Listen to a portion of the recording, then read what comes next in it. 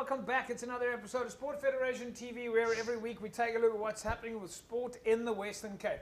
Of course, we look at our sport codes, the official sport codes in South Africa. We speak about our codes in the various districts. And of course, we look at the official codes and the athletes and the coaches and the administrators. Tonight, we're going to be taking a look at what's happening in the world of ringball, and we'll catch up with the folks from ice hockey. In studio with me now, Marlies Verwey and Toufeeq Brinkhuis. Marlies, welcome back. Thank you. It's good to be back with you guys.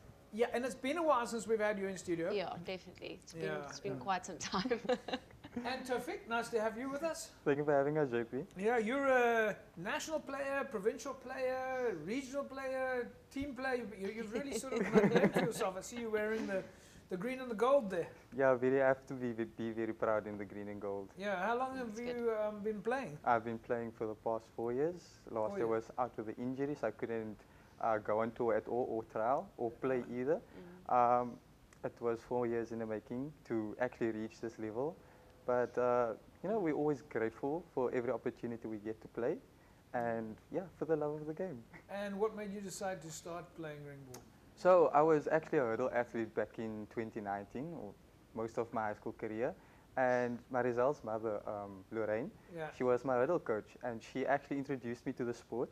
And she always used to tell me, come try it out and all that. And I was just like, yeah, sure, I'm going to come try. And then one day I just went out and went to see what it's about. And from the get-go, I started liking it. You know, it was a bit complicated at the beginning, not knowing, I can't cross the lines or whatever. And then, but eventually, you know, you get the hang of it. And I've been playing ever since. That's great. Marlies, all right, so tell us a little bit about ringball itself. I think there's folks that are still wondering, you know, like, what is ringball? What are they talking about? You know, we're getting a grip now on it now, but how many players, how long does it take to play a game?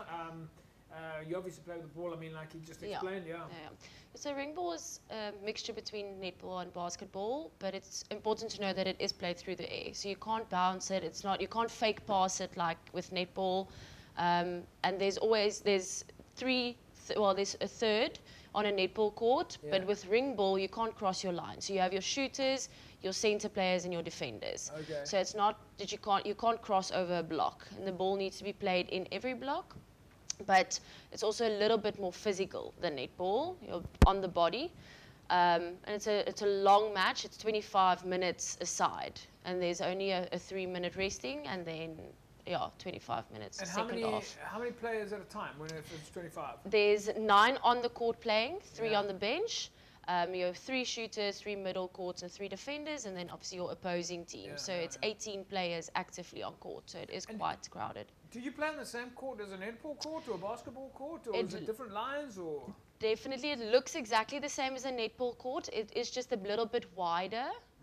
Because we are 9 on the court, so it's 18 playing, so it's a little bit wider, and different than netball. You shoot inside the circle with netball. With ringball, you shoot from outside the circle, so you actually shoot on the outside and from underneath upwards, whereas netball you shoot above your head. So how do you set up a court then? I mean, facilities is generally a challenge for everybody. It's finding a place to play. Do you guys just look for tennis courts or netball courts? Or? So in the Western Cape, it's a little bit more difficult because it is a growing sport in the Western Cape. The rest of the country has a lot of ringball courts. Like through the municipality, there is ringball courts. So they go to every town will have the ringball courts. Whereas in the Western Cape, we train at our high school and we just draw the lines manually for us to train. But it works. You make it work, and I mean, we produce national players, and we even doing a little bit different, but we will get to a point where we obviously build ringball courts, and we'll get there. You'll get a lot of sponsors. After tonight's show, you're going to get sponsors phoning you and saying, where do you want your next couple of courts? So Toufeeq, tell us a little bit about the actual teams and the competitions that you guys are involved in. I mean, how often do you play? How often do you have provincial champs, national champs?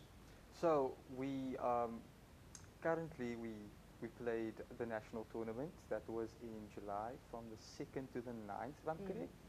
And there's a lot of teams. There is a lot of teams playing there, and it's. Is it at the nationals now? Yes, at the South African Championships. Yes. Okay. And it's the hardest It's the hardest ever. Yeah. And then from there on, you get selected, whether you make the SA team or invitational. So from a competition point of view, do you guys then, when you get to the nationals, is it other provinces coming and competing against each other? Yeah, definitely. And you get to meet new people as well. Yeah. So I think that's also the beauty of the sport. You get to meet new people and meet new, or see new tactics of how to play against each other. Yeah. And so, Marilise, from a growth point of view, for people who want to play ringball, what is typically the places that they will start? Yeah, so we start at club level, like every other sport code. We have clubs in Strand, Ceres for those that are a bit more inland. Paro has a team. Atlantis has a very good development center. So we start at club level. We play against each other every second in season. We play every second weekend, all of the clubs against each other. And from there, we will choose our Western Cape team that goes to nationals. And it's a provincial tournament, so all of the provinces produce ringball teams. So when you say that you get all the clubs together every second weekend, is that then at a central venue and everybody drives? Yes. So we're lucky enough, Paro, where our main ringball center is, has 2 ringball courts. Right. From years ago that we started playing. And we just started when about 7-8 years ago, started with the development again in the Western Cape, cleaned the courts up, did a little bit of renovation. So the basis is there. But yeah, we actually try, because we're only 5 or 6 clubs at the moment, we obviously repeat playing against some of the teams, but we have to keep training to compete with the rest of the country. So how does that work then for you guys from a setup point of view, from an admin perspective? Obviously people don't just arrive and play ringball. There's a lot of work that goes in behind the scenes. Yeah, there's a lot of, for our side in the Western Cape, a lot of marketing that needs to be done, a lot of word of mouth. But admin-wise, especially if you go to nationals, there's a lot of admin going in the background and making sure everyone. Well, we just spoke about it earlier in the week about supplements. You can't. It's a sport code, so you can't use supplements. There's a lot of admin in the background, especially with our development in the Western Cape. A lot of them are minors that you still need to take on tour. It gets. So there's a bit of admin to do behind. And then what about from a match day perspective? How many referees? How many officials? Those type of things. Yeah. So we have 1 referee on court with every match. We have about 4 to 5 matches on a Saturday. We normally play it in the afternoon because a lot of our players are adults, so they do some work and everything in the morning. So it's in the afternoon, and between the 5 clubs we play about 4 matches every second Saturday, and there's always 1 referee on court, and then there's 1, we call it a flag man, on the opposite side of the court, just to indicate when a ball is outside, out on that side, where the referee will do the work on this side of the court. And do you have table officials or people who are scoring?